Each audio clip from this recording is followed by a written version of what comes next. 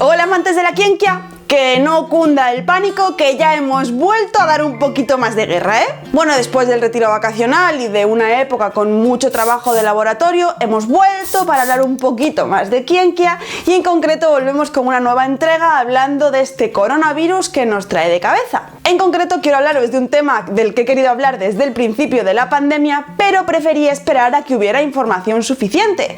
Y creo que es el momento de hablar de la famosa vacuna, de cómo va esa carrera para encontrar una vacuna contra el SARS-CoV-2 y también explicaros un poquito en qué consiste esto de los ensayos clínicos. ¿Estáis listos? Pues volvemos con una nueva entrega de Con K de Potasio.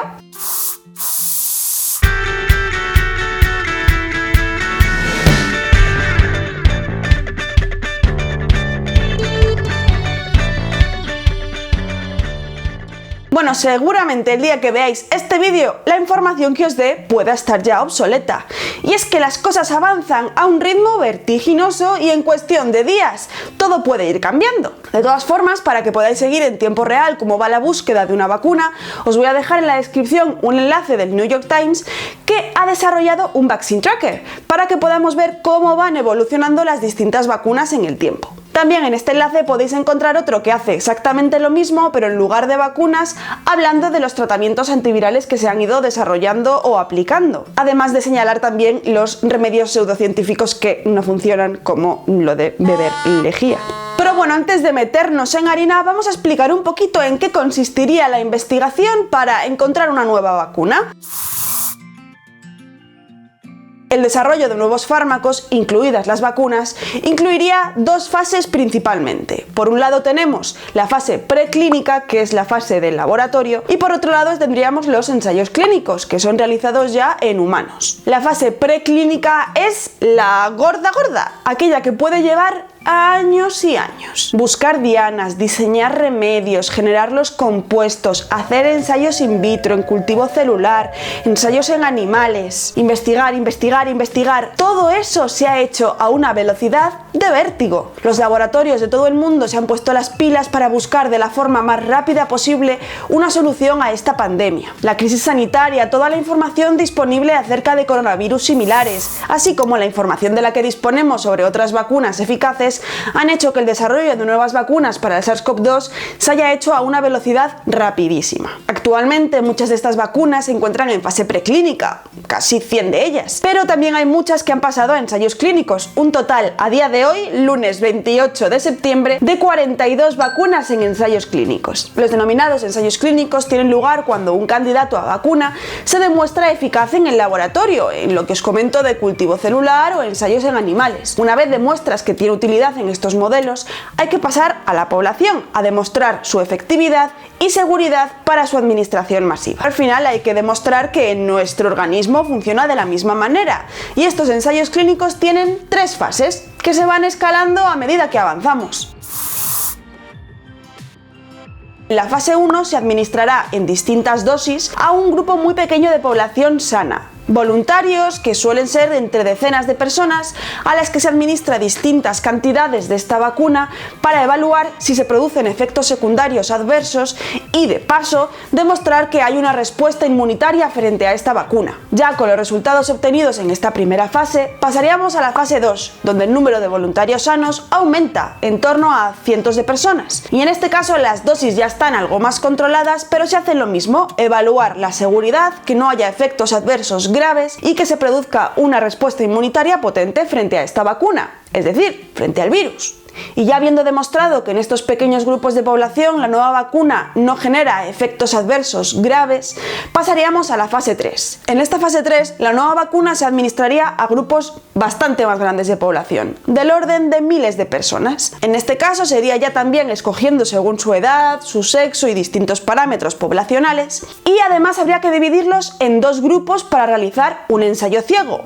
A uno de estos grupos se le administraría la nueva vacuna y al otro un placebo. De esta forma los resultados obtenidos serían concluyentes porque las personas que están realizando los estudios no saben a cuáles de ellos le están administrando la vacuna y a cuál el placebo, de forma que no van a encontrarse sesgados a la hora de evaluar los resultados. Hay casos en los que varias de estas fases se solapan en el tiempo, de forma que podamos acortar al máximo posible el tiempo requerido para aceptar esta nueva vacuna. Se considerará efectiva en el caso de que al menos el 50% de la población vacunada se encuentre inmunizada frente al SARS-CoV-2. Os puede parecer un estándar bajo, pero la verdad es que ahora mismo lo que necesitamos es un remedio que consiga controlar la situación y evitar el colapso sanitario. En el caso de que las primeras vacunas no tengan una efectividad muy elevada, ya podremos desarrollarlas más adelante, pero por ahora cualquier solución es buena para intentar mermar en la medida de lo posible los colapsos de las UCIs y el número de fallecimientos. Es lo que os comentaba hace varias semanas, que es posible que las primeras vacunas no sean las mejores en términos de eficacia,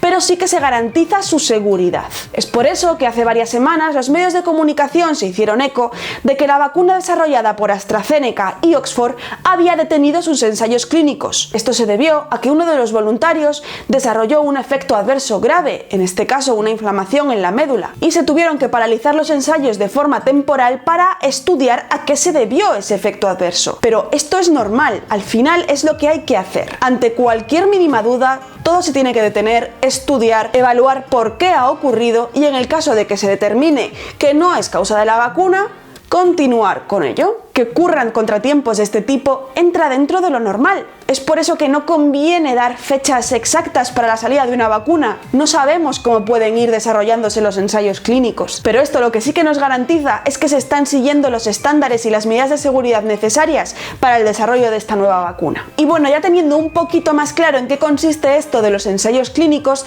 voy a pasar a hablaros de los tipos de vacunas que se están desarrollando y en qué fase están algunas de las más prometedoras. ¿Os parece? Las primeras vacunas de las que voy a hablaros son las vacunas de ácidos nucleicos. Estas consisten en la administración de ADN o ARN sintético que codifican para algunos genes de este virus, del SARS-CoV-2, es decir, que van a poder producir una o algunas de sus proteínas. Estos ácidos nucleicos se van a introducir en nuestras células, normalmente mediante el uso de algún tipo de vehículo o de nanopartícula, donde nuestras células van a leer ese ácido nucleico y van a producir las proteínas del virus, pero sin virus. Estas proteínas luego se van a presentar en su superficie y nuestro sistema inmunitario las va a identificar y va a generar una respuesta inmunitaria frente a ellas. Y cuando atacas a las proteínas de un virus, al final lo que estás haciendo es atacar al propio virus. Estamos enseñando a nuestro sistema inmunitario una parte del SARS-CoV-2 para que cuando se encuentre con él cara a cara lo venza así. Este es por ejemplo el caso de la vacuna de Moderna, que ya se encuentra en fase 3, pero hay otras del mismo tipo como la de Pfizer con BioNTech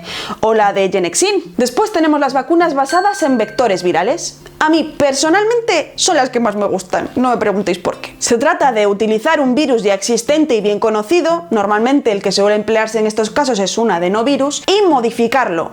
¿Cómo? Pues bloqueando alguno de sus genes que causen virulencia y añadiendo otros genes del SARS-CoV-2. De esta forma, este virus modificado a nuestro antojo va a producir una infección sin sintomatología que va a desencadenar una respuesta inmunitaria muy potente.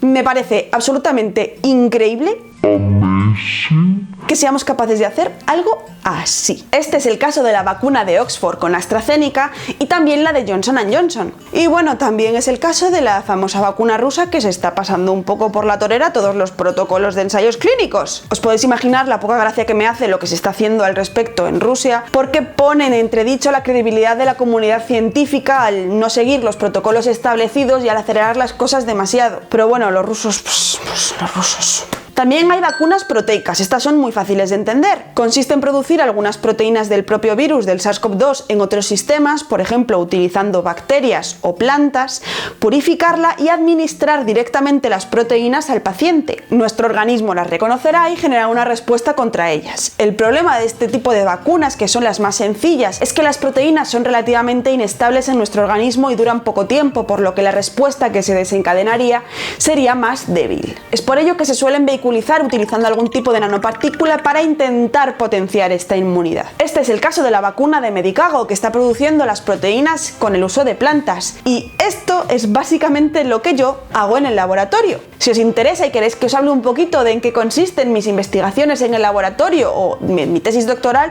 dejádmelo en comentarios. Y por último tendríamos las vacunas de virus atenuados o inactivados. Estas consisten en tomar el propio virus causante de la enfermedad y modificarlo ligeramente para que sea inactivo o funcione muy mal. Son vacunas que generan una respuesta muy potente, pero sí que es cierto que pueden ser las que generen más efectos adversos si consiguen mantener en cierta medida su infectividad. Por lo que en mi opinión seguramente este tipo de vacunas tarden un poquito más en salir para garantizar su seguridad. Este es el caso, por ejemplo, de la vacuna de Sinovac, que se encuentra también en fase 3. Bueno, y ahora que ya hemos hablado un poquito de todo esto, de en qué consisten los ensayos clínicos y cuáles son algunas de las vacunas que se están desarrollando, vamos a divagar y a opinar un poco al respecto. Algunas de las vacunas que se han desarrollado ya se encuentran en fase de preaceptación. ¿Qué quiere decir esto? Pues que a pesar de que no se hayan concluido los ensayos clínicos relativos a estas vacunas, se ha aceptado su administración a grupos clave de la población. Por ejemplo, su administración al ejército o a personal sanitario. No se puede garantizar que no vaya a haber efectos adversos a medio plazo, pero se considera mejor el remedio que la enfermedad. Es necesario proteger a estos colectivos tan vulnerables y tan necesarios en esta situación. Y bueno, una vez concluyan los ensayos clínicos relativos a alguno de los candidatos que os he mencionado, no esperéis ser los primeros en recibirla. La administración de la vacuna del SARS-CoV-2 priorizará siempre los grupos de riesgo: personas de avanzada edad, personas inmunodeprimidas, con alguna patología cardíaca, respiratoria. Con proteger a estos grupos de población, disminuimos la carga sobre el sistema sanitario. Los ingresos descienden, la atención sanitaria mejora, bajan drásticamente las muertes y ya no nos encontramos en una situación tan alarmante. A partir de ahí ya los contagios se producirían en grupos de población con menor riesgo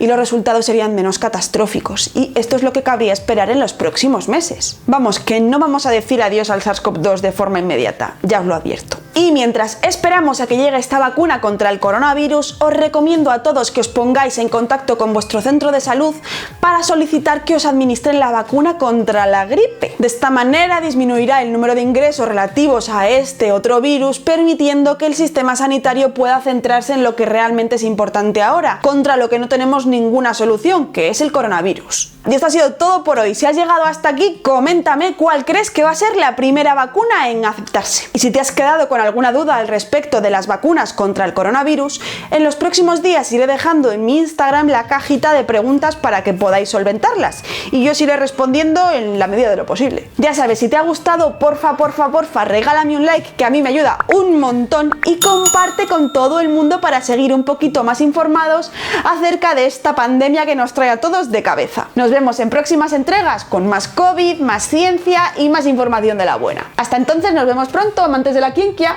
¡Adiós!